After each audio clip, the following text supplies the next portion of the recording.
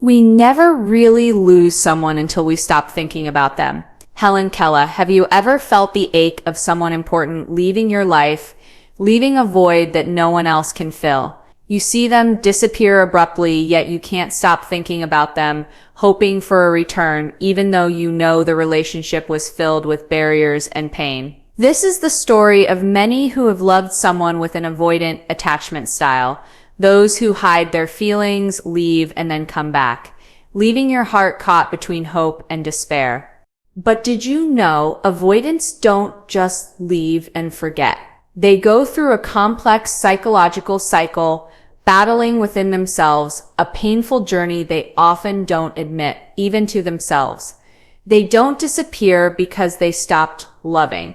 It's fear, deep fear of intimacy and losing control. And this fear is what makes them return. A delayed reaction of the heart and mind. Today's video will reveal the stages avoidants experience after a breakup, from the initial relief to growing emptiness to nostalgia and the desire to come back. Understanding this can help you break free from the painful cycle, stand firm in your own worth, and make healthier choices for yourself. The moment an avoidant partner leaves, it may seem like the attachment and feelings have truly ended. However, the reality is far more complex. They undergo a profound emotional transformation, often described by psychologists as deactivation euphoria, a state of exhilaration and relief experienced when escaping the pressures of intimacy.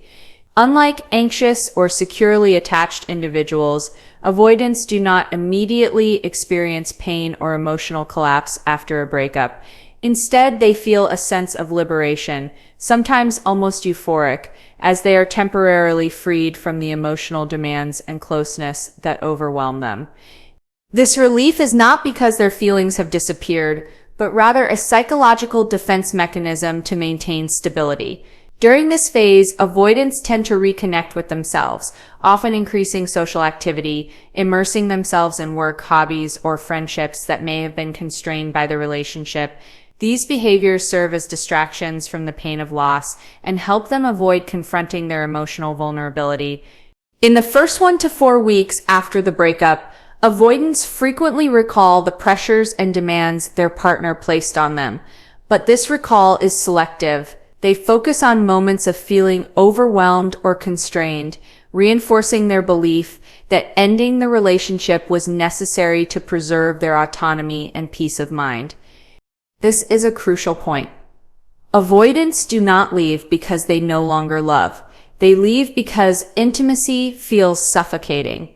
The breakup is a defense mechanism to protect themselves from emotional overload, not a clean break from attachment. This explains why many partners are shocked by how quickly avoidants seem to move on. The absence of overt pain is due to their nervous system shutting down emotional responses temporarily. This emotional freeze maintains their stability, but means they haven't processed the loss. The deactivation euphoria can last for weeks or even months, especially if external distractions prevent them from confronting their feelings. Yet the attachment bond remains hidden beneath the surface. The early breakup phase is thus marked by behaviors and mental states aimed at avoiding real pain.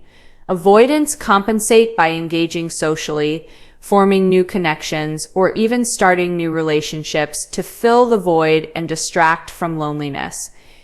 During this period, they often tell friends and family stories that emphasize the partner's emotional demands as unreasonable. This narrative solidifies their decision to leave and protects their self-image from guilt or responsibility. However, this initial euphoria is merely a temporary shell over a longer, painful process. Avoidants have not healed. They are simply avoiding pain. Once this phase fades, deeper feelings of loss and complexity arise. Understanding this process prevents being fooled by avoidance, apparent strength, or emotional numbness right after the breakup. It prepares you to protect yourself when facing someone who remains deeply attached but unable or unwilling to show it. After the initial phase of deactivation euphoria, the exhilarating relief of escaping the pressures of intimacy, avoidants enter a more complex and challenging stage where the feeling of liberation begins to wear off, replaced by a growing awareness of the tangible benefits their past relationship provided. They start noticing the small but significant aspects they once took for granted. Having someone who cared about their daily life, shared routines, habits, and concerns. These seemingly mundane moments, someone asking how their day went, sharing meals, or simply listening, suddenly become deeply missed and profoundly valuable. Between roughly 4 and 8 months after the breakup, avoidants become more conscious of this loss. This is not an immediate, intense longing, but rather an awareness of missing the emotional and practical support that had become part of their life. Unlike anxious individuals, they may not express this as heartache, but rather a quiet sense of emptiness and loneliness. During this phase, many avoidants try to replace what they lost by engaging in new relationships, expanding their social circles, or diving into hobbies and activities previously restricted by their old partnership. These are unconscious attempts to fill the void and avoid confronting loneliness directly. However, these replacements often fall short. Avoidants realize that the harmony, acceptance, and understanding they experienced with their ex-partner are rare and difficult to replicate.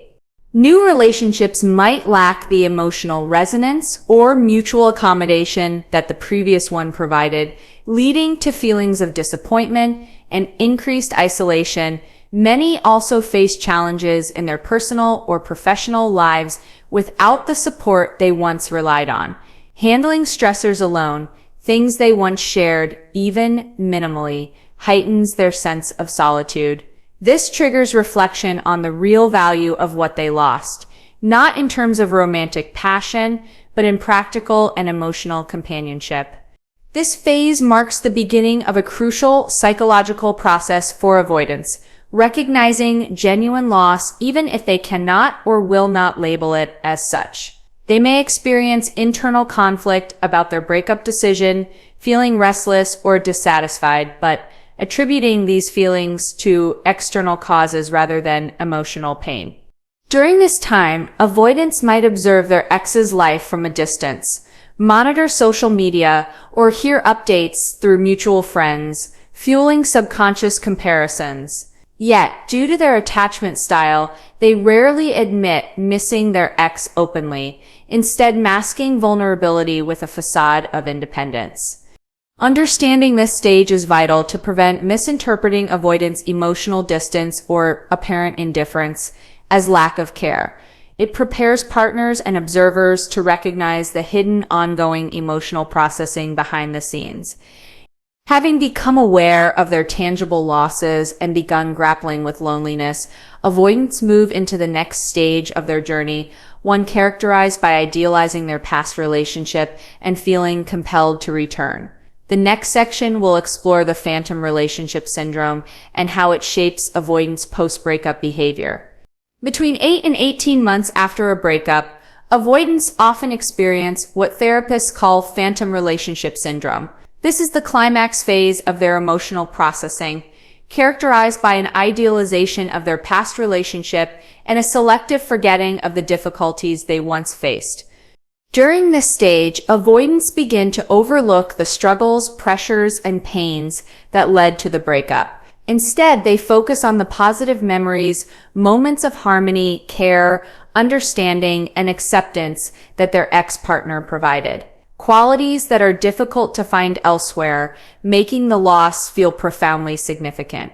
They experience a deep sense of loss, not just of a romantic partner, but of a unique safe haven where they could balance attachment and autonomy. Doubts about their decision to end the relationship grow stronger.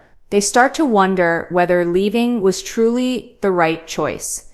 Although they may maintain an outward appearance of composure and independence, internally they struggle with conflicting emotions. The desire to reconnect battling with the fear of being hurt again. Many avoidants during this phase attempt to contact their ex-partners, seeking comfort or testing the possibility of reconciliation. Some take the initiative to reunite. But these attempts often stem more from loneliness and nostalgia than from genuine emotional growth or readiness. This behavior is partly due to avoidance difficulty in finding new relationships that meet their unique needs for acceptance, patience, and freedom. New partners often lack the understanding and tolerance that their ex had, which leads to disappointment and increased feelings of isolation. In addition, memories of the ex-partner become idealized. Avoidants tend to gloss over past conflicts, emotional demands, and challenges, selectively remembering only the good moments. This selective memory serves as a psychological defense, shielding them from pain, but also setting unrealistic expectations for any potential reconciliation. While comforting, this idealization can trap avoidants in repetitive cycles of returning and withdrawing, as reality inevitably falls short of their imagined perfection. This phase also prompts deeper psychological questioning about love, their fears of commitment, emotional vulnerability, and their own limitations in relationships. Significant life events, such as anniversaries, holidays, or social occasions, often amplify their feelings of absence and longing, which may lead to further attempts to reconnect with their ex-partners. Having entered the climax of the phantom relationship syndrome, avoidants face powerful waves of regret and often begin taking initial steps to return to their ex-partners. The next section will explore this return phase in detail, covering typical signs, behaviors, and why these reunions often repeat without leading to lasting change. The period from 18 to 36 months after a breakup often marks an important cycle in the psychological journey of avoidant individuals. The emotionally charged attempts to return to their former relationship. However, these efforts frequently lack genuine maturity and lasting change. This phase can be confusing and painful for partners who experience repeated breakups and reunions without sustainable progress. During this period, avoidants may appear with promises of change and expressions of appreciation for what they lost.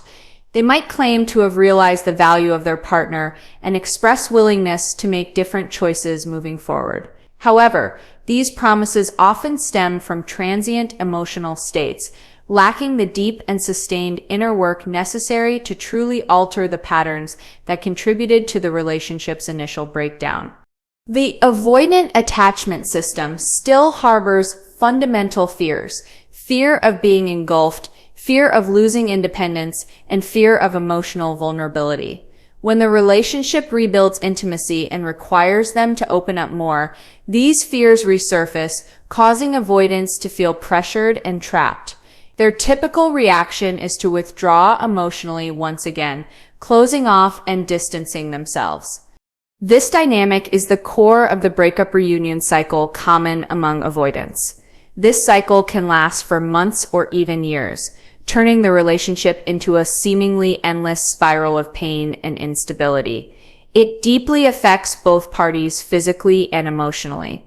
For the avoidance partner or spouse, this cycle can become a severe psychological challenge, as they are often unsure whether to hold on, let go, hope, or give up. Some avoidants become professional returners, repeating this cycle multiple times. They leave when they feel overwhelmed, come back when lonely, and retreat again as intimacy intensifies. This pattern not only harms their partner, but also erodes their own ability to build a healthy and stable relationship.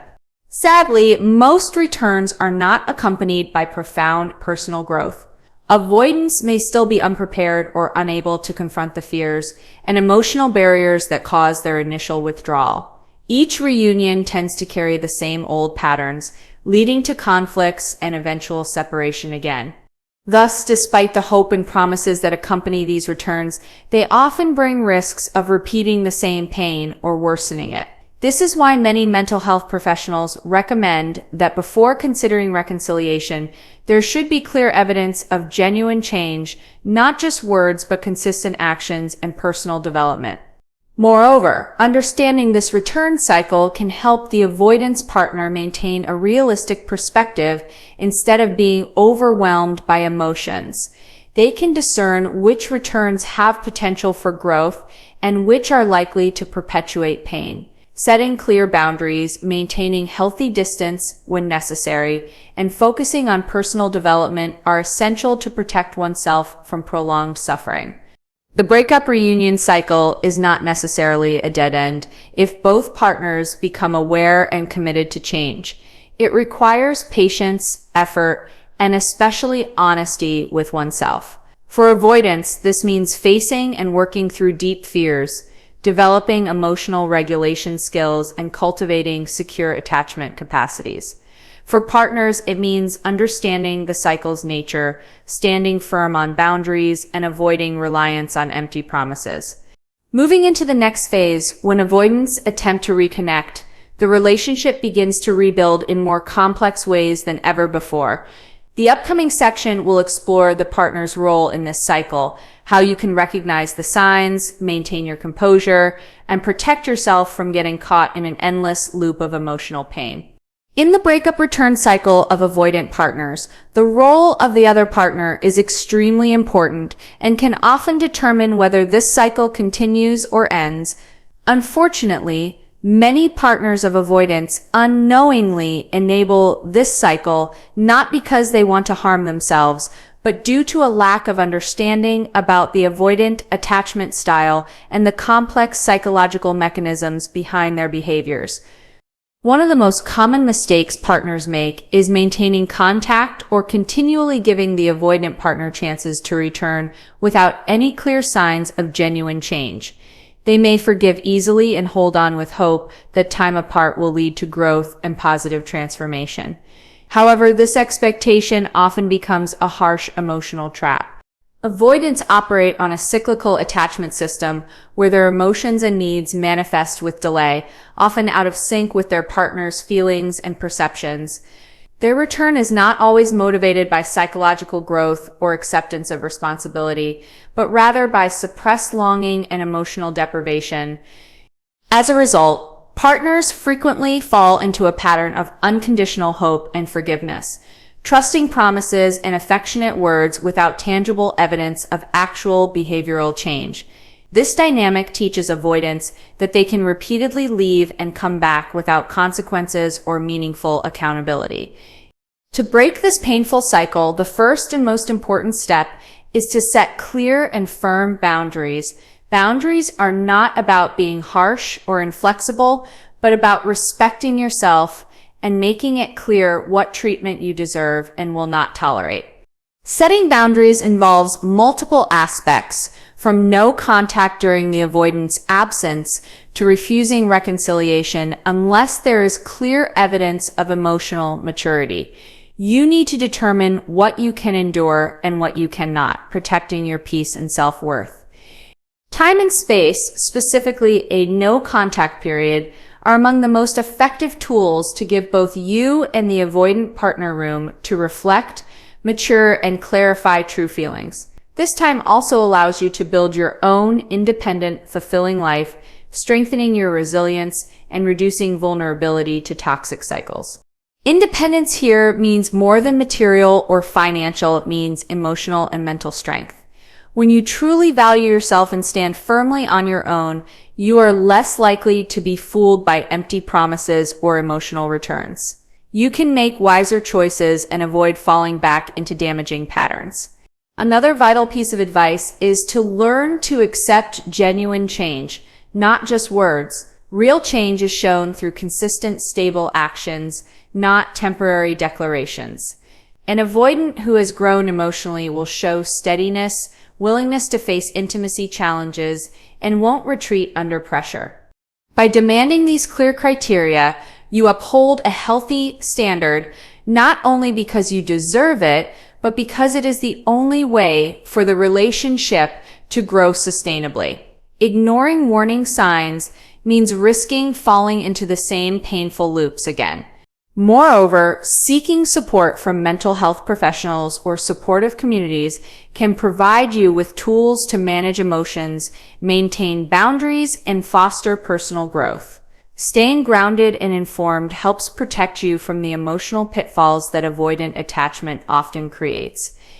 In summary, to break free from the avoidant breakup return cycle, you need to Set clear and firm boundaries.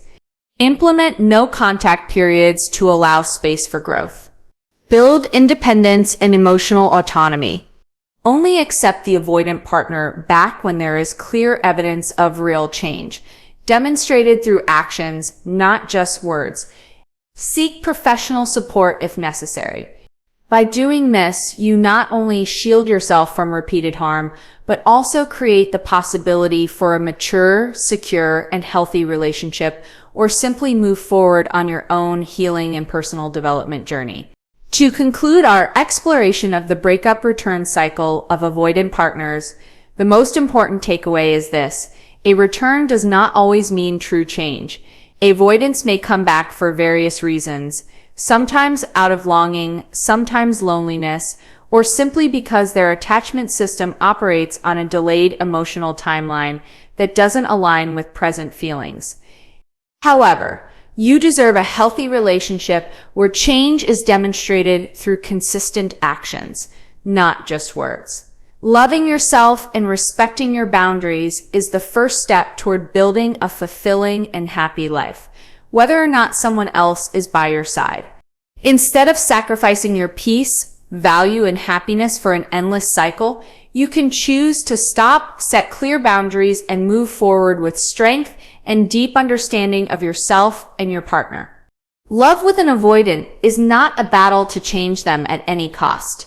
It's a journey to love yourself more, strong enough to avoid being hurt by old patterns, and wise enough to know when to let go. If you are currently in a relationship with an avoidant or have experienced the pain of a breakup, remember, you are not alone. Many people have gone through, are going through, or will face these complex emotions. Take time to heal, learn, and grow. This is the greatest gift you can give yourself.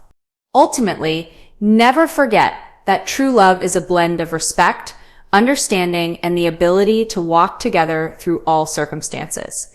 If a relationship fails to offer that, you have every right to walk away and seek something better.